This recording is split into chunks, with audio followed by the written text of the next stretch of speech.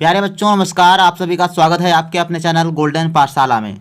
आज की वीडियो में हम लोग जानने वाले हैं कि कैसे अपना अनुक्रमांक आप ओएमआर शीट में भरेंगे। ठीक, देखो आपका ओएमआर शीट कुछ इस तरीके से बच्चों आएगा। लिखा होगा कि राष्ट्रीय आय एवं योग्यता आधारित छात्रवृत्ति परीक्षा, और यहाँ पर कुछ आपके निर्देश दिए होंगे। आप अच्छे से पढ़ लेंगे और उसी के अनुसार आपको काम करना है। सेम आपको सबसे पहले देखते हैं आपका जो अनुक्रमांक मिला हुआ है, जो आप एडमिट कार्ड डाउनलोड किए हो यानी प्रवेश पत्र डाउनलोड किए हो, तो उसमें आपका 11 अंक दिया गया है। कितने दिया गया है? 11 अंक दिया गया है। और 11 अंक आपको कहाँ भरना है, कैसे भरना है, ये हम सारी बातें आपको इस वीडियो में बताने वाले हैं। बाकी आप लोगों को ये भी बताएंगे कि कैसे आपको क्या लेकर जाना है, क्या आपको परीक्षा से पहले करना है। इन सब बातों पर आप चर्चा करेंगे और कहीं जाने की ज़रूरत नहीं है। इसी वीडियो में सारा आपको कम्प्लीटली हम बता देंगे। तो आइए शुरू करते हैं वीडियो को। सबसे पहले आप देख पा रहे होंगे कि ओएमआर शीट आपका कुछ इस प्रकार से आएगा बच्चों, और आपको इसमें कहीं पर गोला नहीं करना है। आपको सिर्फ उठा के उसका आंसर का जो आपका बन रहा होता है, जैसे 1 2 आपका सही होगा तो वो आपको लिखना होगा। कैसे लिखना होगा बताएंगे हम। तो सबसे पहले देखिए आप यहाँ पर देखो, कहीं पर भी केंद्र संख्या लिखा, अनुक्रमांक लिखा है। अनुक्रमांक में केवल 3 अंक दिए गए हैं, 3 अंक खाली हैं, तो 3 अंक केवल भरना है। तो आप कैसे भरेंगे, तो आइए देखते हैं। सबसे पहले आपका अनुक्रमांक देखो इस प्रकार से 11 अंक का आया है।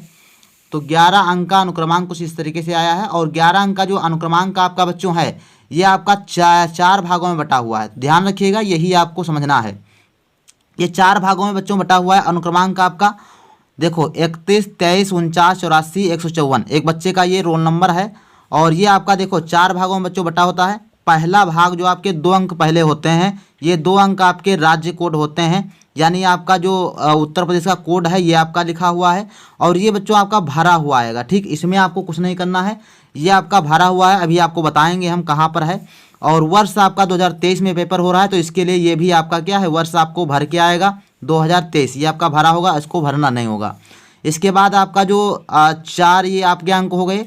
और 4 अंक जो ये वाले दिए गए हैं, ये 4 अंक आपके केंद्र के कोड हैं।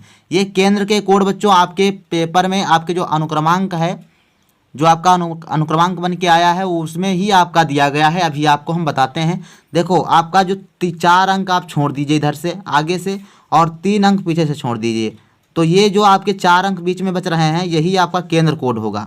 अगर आपको नहीं मालूम है तो वहाँ पर आपके जो कक्ष निरीक्षक होंगे, वहाँ उनसे आप पूछ लीजिए कि सर हमारा जो है केंद्र कोड क्या होगा। ठीक, या आपको ब्लैक बोर्ड पर दिखाई दे जाएगा। ठीक, आपको ब्लैक बोर्ड पर भी लिखा होगा, मिल जाएगा, तो वहाँ से भी आप लिख सकते हैं। बाकी अनुक्रमांक में आपका ये पीछे से 3 अंक छोड़ के और 4 अंक आपके जो बीच वाले होते हैं, ये आपके केंद्र कोड होते हैं। ठीक, तो ये आपको भरना पड़ेगा बच्चों।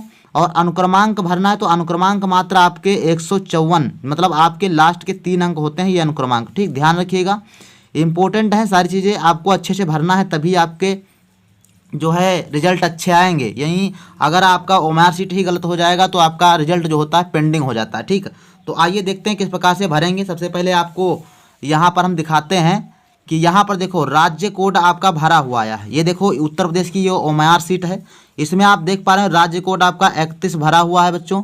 ठीक, दूसरा वर्ष आपका ये 21 का हम दिखा रहे हैं, तो 21 का 21 भरा था, हमने यहाँ पे 23 कर दिया। ठीक, तो यहाँ पर आपको 23 भर के आएगा। ठीक, आपके ओएमआर में। बाकी ये राज्य कोड 31 आपका भर के आएगा। तो सबके ओएमआर शीट में जो आपका प्रवेश पत्र मिला है, उसमें 31 और 23 सबके अनुक्रमांक में होगा। तो 31 और 23 ये सेम है, तो ये सबके में भरना, ये आपका भर के आएगा, इसमें आपको भरना नहीं है। सेंटर का कोड ये 4 अंक आपको भर देना है। ठीक, 4 अंक आपको भरना है। जैसे मान लो कि हमारी जो यहाँ पे रोल नंबर जो आपका दिया गया है 4984, ये 4 अंक आपके दिए गए 4984, तो 4984 आपको कहाँ पर भरना है, 4984 आपको केंद्र के कोड में भरना है यहाँ पर। तो यहाँ पर हम भर दे रहे हैं 4984। ठीक, इस प्रकार से आपको भर देना है।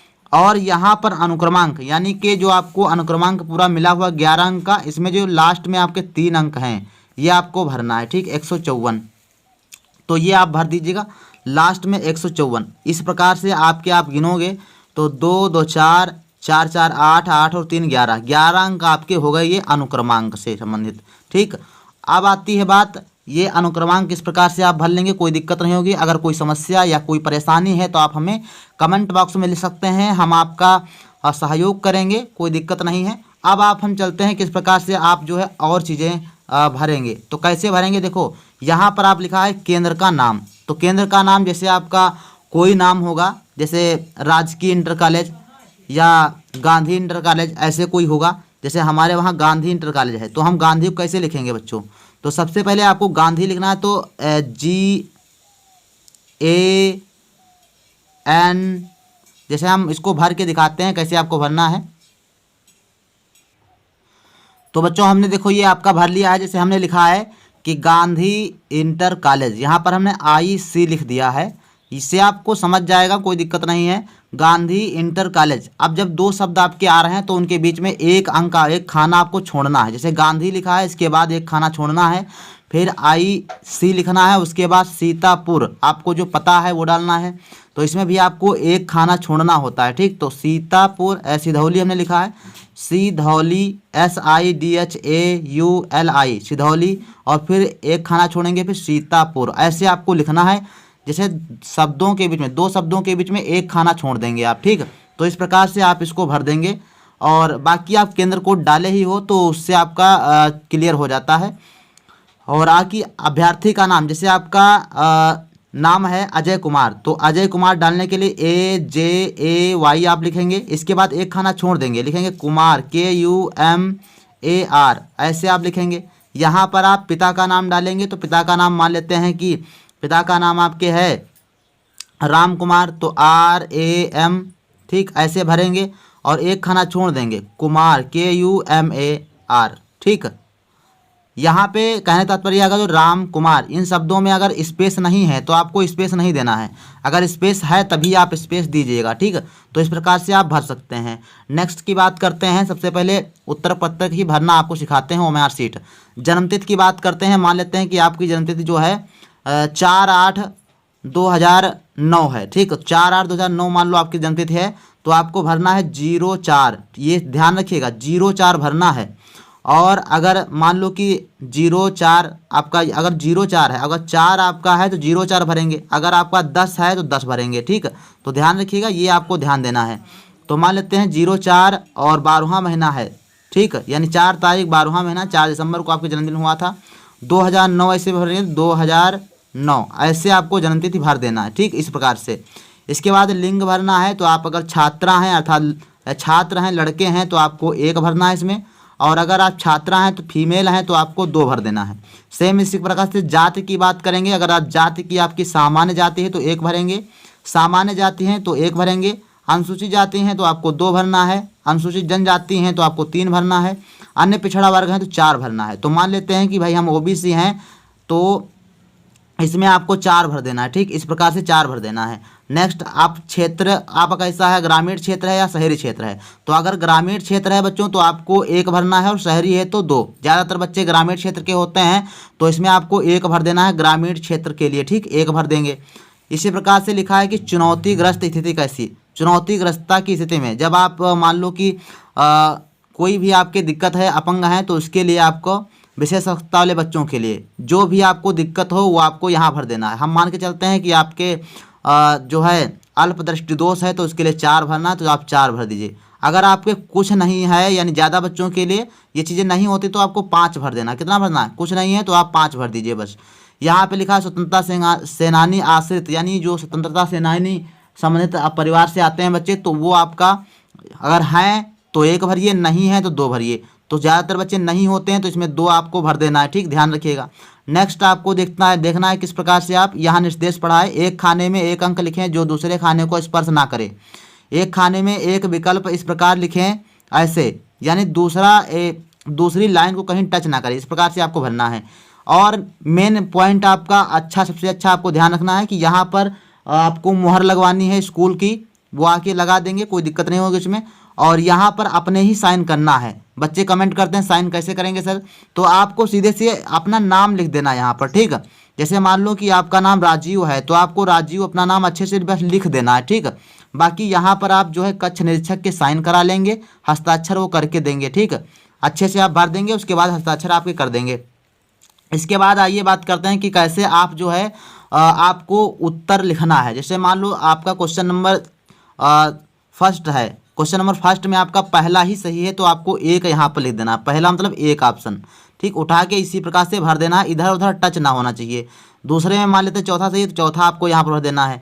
तीसरे वाले क्वेश्चन में मान लेते हैं कि आपका चौथा सही है, ठीक, या आपका तीसरा सही है। तीसरे में मान लेते हैं कि तीसरा सही है तो आपको 3 यहाँ पर भरना है, 3 ऐसे, यानी कहीं पर आपका टच नहीं होना चाहिए। बस ऐसे ही आपकी सेम ओरिजिनल कॉपी है ये, इसी प्रकार से आपको मिलेगी भाई, ठीक। जीमैट के क्वेश्चन आपके सारे 90 से लेकर मतलब 1 से लेकर 90 तक आप इसमें करना है, और आपका जो सेट का पेपर है वो आपको इसमें करना है, ठीक।